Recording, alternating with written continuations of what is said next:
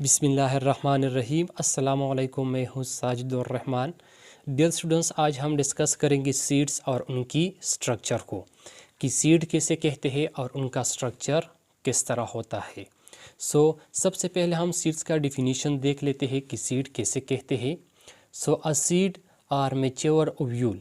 Dear students, seed को mature ovule भी कहा जाता है, क्योंकि सीड्स ये ओव्यूल की मैच्योर होने की वजह से ही बनता है। A seed is a miniature plant. Seed ये एक छोटा पौधा होता है। मिनिएचर का मतलब है छोटा। विद अ प्रोटेक्टिव कवर, और इसके इर्द गिर्द एक हिफाजती तह होता है, एक हिफाजती कवर होता है। इस कॉल सीड, इनको सीड्स कहते हैं। अब डियर स्टूडेंट्स, जब ओव्यूल्स कंप्लीट मैच्योर हो जाता है इनसे सीड बन जाता है। ओव्यूल की मैच्योर होने से सीड्स बन जाता है। अब जब सीड्स बन जाता है इस सीड्स का स्ट्रक्चर किस तरह होता है। आइए इस सीड की स्ट्रक्चर को हम समझते हैं कि इनकी स्ट्रक्चर किस तरह होती है। डियर स्टूडेंट्स, यहाँ पे हमने एक कार्पल को लिया हुआ है। ये जो मटकानुमा स्ट्रक्चर आप लोगों को नज़र आ रहा है, इनको कार्पल कहा जाता है, कार्पल।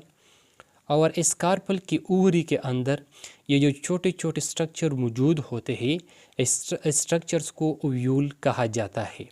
अब इस ओव्यूल को सही तरह समझने के लिए, ताकि हम इस ओव्यूल को सही तरह समझ सकें कि इस ओव्यूल का स्ट्रक्चर किस तरह होता है और इस ओव्यूल के अंदर कौन कौन से पार्ट्स होते हैं, यहाँ से हमने एक ओव्यूल को उठा लिया है और उनका स्ट्रक्चर यहाँ पर बड़ा करके ड्रा किया है, ताकि हम इस ओव्यूल को आसानी के साथ स्टडी कर सकें। डियर स्टूडेंट्स, ये जो स्ट्रक्चर आप लोगों को नज़र आ रहा है, इस स्ट्रक्चर्स को ओव्यूल कहा जाता है, ओव्यूल। अब इस ओव्यूल के स्ट्रक्चर में ये जो स्टॉक लाइक स्ट्रक्चर आप लोगों को नज़र आ रहा है, जिसके थ्रू ये कार्पल की ऊरी में अटैच होता है, इस स्टॉक लाइक स्ट्रक्चर को फ्यूनिकुलस कहा जाता है, फ्यूनिकुलस। अब इसके बाद ये जो ओव्यूल का मेन पार्ट्स है, ओव्यूल का ये मेन पार्ट्स और फ्यूनिकुलस, ये एक दूसरे के साथ इस पॉइंट पर अटैच होते हैं और इस पॉइंट को हाइलम कहा जाता है, हाइलम। हाइलम ये वो पॉइंट है जिस पॉइंट पर ओव्यूल का मेन पार्ट्स और फ्यूनिकुलस एक दूसरे के साथ अटैच होते हैं। अब डियर स्टूडेंट्स, ओव्यूल में ये जो क्यूविटी रीजन्स आप लोगों को नज़र आ रहा है, इस क्यूविटी रीजन्स को चेलाज़ा कहा जाता है, चेलाज़ा। ओव्यूल में जो क्यूविटी रीजन मौजूद होता है, इस क्यूविटी रीजन्स को चेलाज़ा कहा जाता है। अब इस चेलाज़ा में, इस ओव्यूल में ये जो स्ट्रक्चर मौजूद होते हैं दोनों तरफ, इस तरफ भी मौजूद होते हैं और इस तरफ भी मौजूद होते हैं। इन स्ट्रक्चर्स को इंटीगुमेंट्स कहा जाता है, इंटीगुमेंट्स। इन स्ट्रक्चर को इंटीगुमेंट्स कहा जाता है, इंटीगुमेंट्स। और जब इस ओव्यूल की फर्टिलाइजेशन हो जाती है, इस इंटीगुमेंट से सीड कोड यानी टेस्टा बन जाता है। अब इस इंटीगुमेंट्स के दरमियान में ये जो रेड सेक लाइक स्ट्रक्चर मौजूद है, जिसको मैंने रेड कलर से ड्रा किया है, इस सेक्स को एम्ब्रियो सेक्स कहते हैं, इस सेक को एम्ब्रियो सेक कहते हैं, एम्ब्रियो सेक।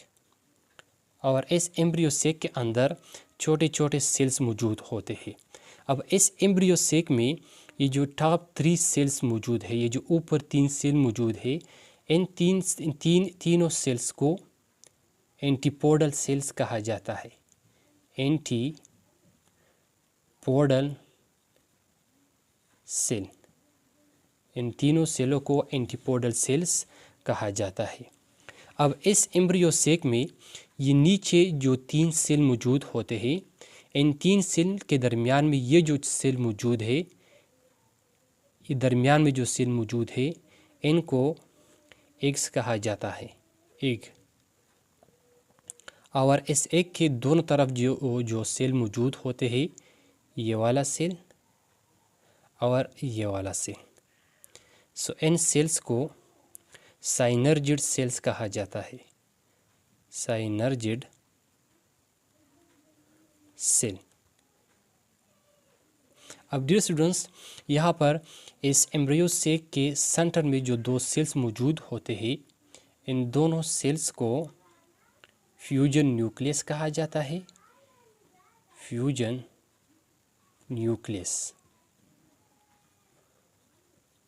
और इस फ्यूजन न्यूक्लियस से जब इस ओव्यूल की फर्टिलाइजेशन हो जाती है, अब जब इस ओव्यूल की फर्टिलाइजेशन हो जाती है, सो इस ओव्यूल की फर्टिलाइजेशन के बाद इस फ्यूजन न्यूक्लियस से एंडोस्पर्म बन जाता है। अब इनके बाद है यहाँ भी ये जो होल्स मौजूद होता है, इस होल्स को माइक्रोपाइल कहते हैं, माइक्रोपाइल होल। और इस माइक्रोपाइल के थ्रू यहाँ पे पोलन ट्यूब्स एंटर होता है और इस पोलन ट्यूब के ज़रिए यहाँ स्पर्म आता है और ये स्पर्म इस एग के साथ फ्यूज्ड होता है और इनकी फर्टिलाइजेशंस हो जाती है। सो डियर स्टूडेंट्स, ये था हमारे पास ओव्यूल का स्ट्रक्चर कि ओव्यूल का स्ट्रक्चर किस तरह होता है और उनके अंदर कौन कौन से पार्ट्स मौजूद होते हैं। अब डियर स्टूडेंट्स, जब इस ओव्यूल की फर्टिलाइजेशन हो जाती है, सो इनसे सीड्स बन जाता है और सीड्स के टू टाइप्स है, एक को डाइकॉट सीड कहते हैं और दूसरे को मोनोकॉट सीड कहते हैं। सो आइए इस डाइकॉट सीड और मोनोकॉट सीड का स्ट्रक्चर किस तरह होता है। सो डियर स्टूडेंट्स, ये जो स्ट्रक्चर यहाँ पे मौजूद है, ये बीन सीड का स्ट्रक्चर है और बीन सीड ये डाइकॉट है। सो इन बीन सीड में, यानी इस डाइकॉट सीड के ये जो आउटर मोस्ट कवर है, ये जो आउटर मोस्ट बैरूनी कवर है, इस आउटर मोस्ट कवर को सीड कोट कहा जाता है, सीड कोट, या इनका दूसरा नाम है टेस्टा, इनको टेस्टा भी कहा जाता है, सीड कोट या टेस्टा। अब इस सीड कोट के अंदर यहाँ पे एम्ब्रियो मौजूद होता है और इस एम्ब्रियो में ये वाला पॉइंट जिसको मैंने ब्लू कलर से रिप्रेजेंट किया है, इस पॉइंट को अटैचमेंट पॉइंट कहते हैं, अटैचमेंट पॉइंट। और इस अटैचमेंट पॉइंट के ऊपर ये वाला ये जो स्ट्रक्चर मौजूद है जो कि मैंने रेड कलर से रिप्रेजेंट किया है, सो इस स्ट्रक्चर्स को एपिकोटाइल कहते हैं, एपिकोटाइल, एपिकोटाइल। और इस एपिकोटाइल के ऊपर यहाँ पे ये जो एक छोटा सा एक माइन्यूट सा बड मौजूद होता है, एक छोटा सा स्ट्रक्चर मौजूद होता है। सो इस स्ट्रक्चर को प्लूम्यूल कहते हैं, प्लूम्यूल। और इस प्लूम्यूल से फ्यूचर में शूट्स बन जाते हैं। ये प्लूम्यूल फ्यूचर का शूट देते हैं। जब इस सीड्स की जर्मिनेशंस हो जाती है, सो सीड की जर्मिनेशंस के दौरान इस प्लूम्यूल से शूट्स बन जाता है। अब इस अटैचमेंट पॉइंट के ऊपर यहाँ पे ये जो स्ट्रक्चर मौजूद होता है, इसको भी मैंने रेड कलर से रिप्रेजेंट किया है और इस स्ट्रक्चर्स को हाइपोकोटाइल कहते हैं, हाइपोकोटाइल। और इस हाइपोकोटाइल के नीचे ये जो एक छोटा सा एक माइन्यूट सा बड मौजूद होता है जिसको मैंने ब्लू कलर से ग्रीन कलर से रिप्रेजेंट किया है। सो इस स्ट्रक्चर को रेडिकल कहते हैं, रेडिकल। और इस रेडिकल से फ्यूचर में रूट्स बन जाते हैं। ये रेडिकल फ्यूचर का रूट्स देते हैं। जब इस सीड्स की जर्मिनेशंस हो जाती है, सो इस रेडिकल से रूट्स बन जाते हैं। अब डियर स्टूडेंट्स, यहाँ पे ये जो स्ट्रक्चर मौजूद है, इस स्ट्रक्चर्स को कोटाइलिडन्स कहते हैं। ये वाला जो स्ट्रक्चर मौजूद है, इनको कोटाइलिडन्स कहते हैं।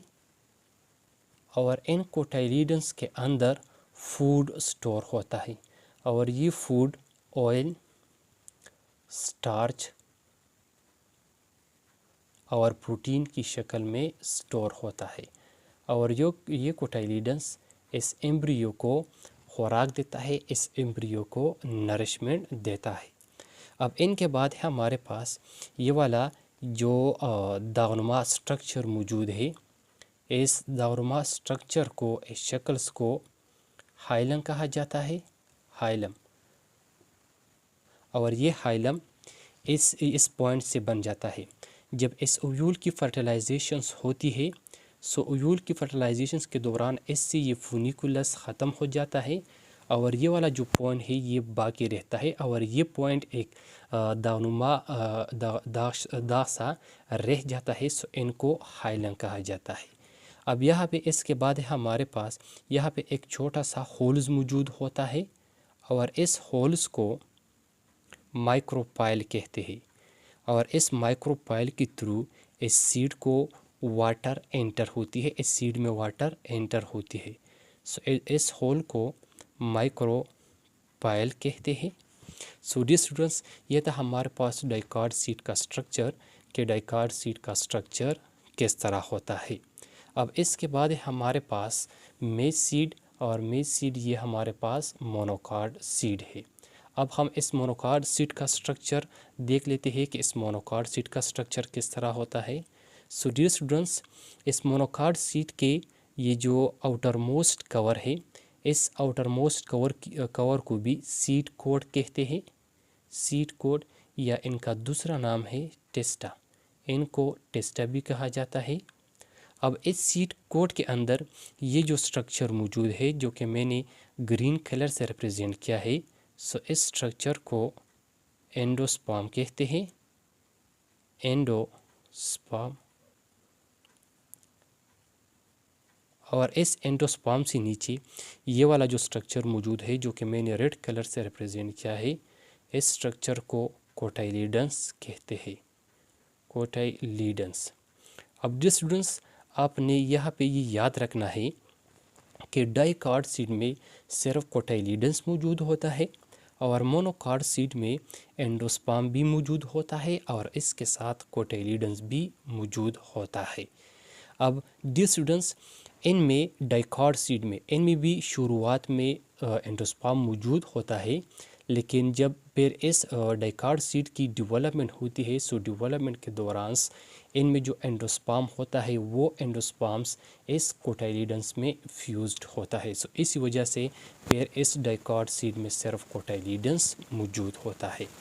अब इनके बाद इस कोटाइलिडन्स में भी एक एम्ब्रियो मौजूद होता है और इस एम्ब्रियो बिल्कुल जिस तरह डाइकार्ड सीड में मौजूद है, बिल्कुल इसी तरह भी यहाँ पे ये एक एम्ब्रियो मौजूद होता है और इस एम्ब्रियो में, इस स्ट्रक्चर में ये वाला जो स्ट्रक्चर मौजूद है जो कि मैंने ब्लू कलर से रिप्रेजेंट किया है, इस स्ट्रक्चर को यहाँ पर भी अटैचमेंट पॉइंट कहते हैं, अटैचमेंट पॉइंट। और इस अटैचमेंट पॉइंट के ऊपर ये जो रेड स्ट्रक्चर मौजूद है जो कि मैंने रेड कलर से रिप्रेजेंट किया है, इनको एपिकोटाइल कहते हैं, एपिकोटाइल। और इस एपिकोटाइल के ऊपर ये जो ग्रीन कलर मौजूद है, एक माइन्यूट सा बड मौजूद होता है, इनको प्लूम्यूल्स कहते हैं, प्लूम्यूल। और इस प्लूम्यूल से फ्यूचर में शूट्स बन जाते हैं, ये प्लूम्यूल फ्यूचर का शूट देते हैं। बिल्कुल इस तरह इस अटैचमेंट पॉइंट के नीचे ये जो स्ट्रक्चर मौजूद है, इस स्ट्रक्चर्स को हाइपोकोटाइल कहते हैं, हाइपोकोटाइल। और इस हाइपोकोटाइल के नीचे ये वाला जो स्ट्रक्चर मौजूद है, इस स्ट्रक्चर को रेडिकल कहते हैं, रेडिकल। और ये रेडिकल फ्यूचर का रूट्स देते हैं। जब इस सीड्स की जर्मिनेशंस हो जाती है तो इस रेडिकल से रूट्स बन जाते हैं। अब डियर स्टूडेंट्स, यहाँ पर इस मोनोकार्ड सीड में इस प्लूम्यूल के ऊपर ये जो कवर मौजूद होता है, ये कवर इस प्लूम्यूल की प्रोटेक्शंस कर लेता है और इस कवर को कोलियोप्टाइल कहते हैं, कोलियोप्टाइल। इस कवर को कोलियोप्टाइल कहते हैं। और बिल्कुल इस तरह यहाँ पर भी एक कवर मौजूद होता है और ये कवर इस रेडिकल्स की प्रोटेक्शंस कर लेता है और इस कवर को कोलियो रहीज़ा कहते हैं, कोलियो रहीज़ा कहते हैं। सो डियर स्टूडेंट्स, ये था हमारा आज का लेक्चर कि सीड किसे कहते हैं, सीड का स्ट्रक्चर किस तरह होता है, और फिर सीड के स्ट्रक्चर में हमने ओव्यूल का स्ट्रक्चर भी डिस्कस किया कि ओव्यूल का स्ट्रक्चर किस तरह होता है। इसके बाद हमने डाइकॉट का स्ट्रक्चर डिस्कस किया और मोनोकॉट का स्ट्रक्चर डिस्कस किया कि डाइकॉट और मोनोकॉट सीड का स्ट्रक्चर किस तरह होता है। सो आई होप आपको समझ आया होगा। इंशाल्लाह नेक्स्ट वीडियो में मुलाकात होगी। Thank you, वस्सलाम।